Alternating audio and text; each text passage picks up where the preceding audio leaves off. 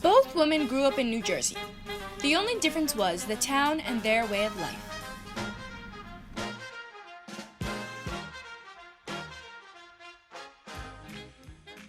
We had football games that were out of this world. We enjoyed everything. We came here, we cheered, we did this, we did that. And we used to go across the way to Lyndhurst. We used to cross the bridge, go over there, because behind the police station, they used to have a buck dance with the real big drive-in. And then after school here, after our school and activities, then we used to go on Center Street. You know, all the stores across the street from that laundromat, there used to be an ice cream store. Like come Saturday, I did all my chores. My mother and father worked, then I go to the football game. And what else I do? Oh, and then we used to have this little brown bus. Used to come pick us up, take us to the White Castle in Bloomfield, and there was a dance there. And then they pick us up at 10 o'clock and drop us off. The fellas made sure we got home, and that was it. All those, I think I'm the only one and another one that's still alive. The others passed away. I married a man 10 years older than me, a wonderful man. In those 3 years, we did everything that a teenager would have done, and my father wouldn't let us. We went traveling. I liked my motorcycles. I liked everything. I was a daredevil. I had 4 children and raised them, and I went to work in Hoffman Road 34 years. The bed to the area until it stopped. The sound going off and then go on until it stopped, and the lights going around, listening, you know, you're worrying, you know. And as a young child, you worry about these things, you know. We used to have food stamps, and every time you went, you brought your little green book, and if you bought whatever you bought, they ripped out 3 stamps, 4 stamps, whatever you bought.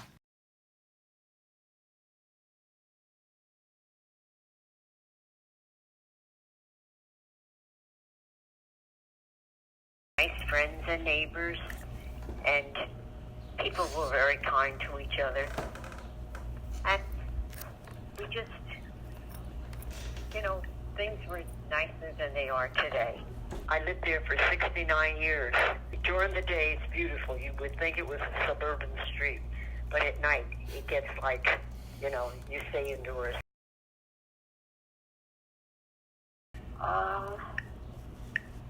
I remember my brother graduating high school and going into the Army. And it was a terrible time. Yes, we had sugar rationing and even your nylons. We used to bring the nylons down to Bamberger's in Newark, and we had to have them repaired because we couldn't get stockings or hosiery. Well, I was supposed to go work for the Air Force, but it was a office job, but it was a nighttime job, and my mother thought I was too young to do that. So I never, you know, I had to bow out of that.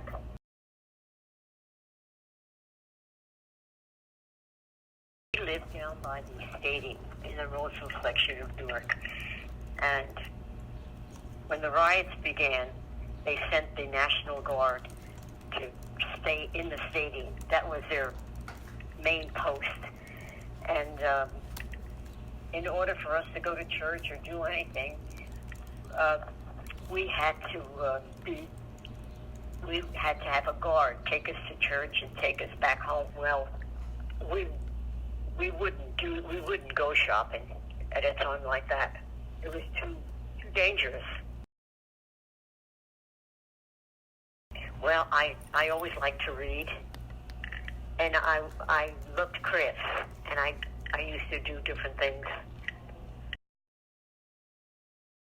Like that, you know, you could jump around with. Oh, jitterbug, jazz. Well, I worked, I had many jobs. I worked for Ronson, a cigarette lighter company. I worked for the Blue Cross Blue Shield, and I worked for a Royal Typewriter Company. And then I finally got a job as a teacher's aide at one of our local elementary schools. And I worked there for 33 years. In the beginning, it was used, there were many football games for the high school, and then they started concerts. They had all famous people coming to the stadium, and then they weren't using it because it was condemned. There was too many dangerous, the seatings were falling apart and everything, and then they rebuilt it, and now the state of the art is beautiful.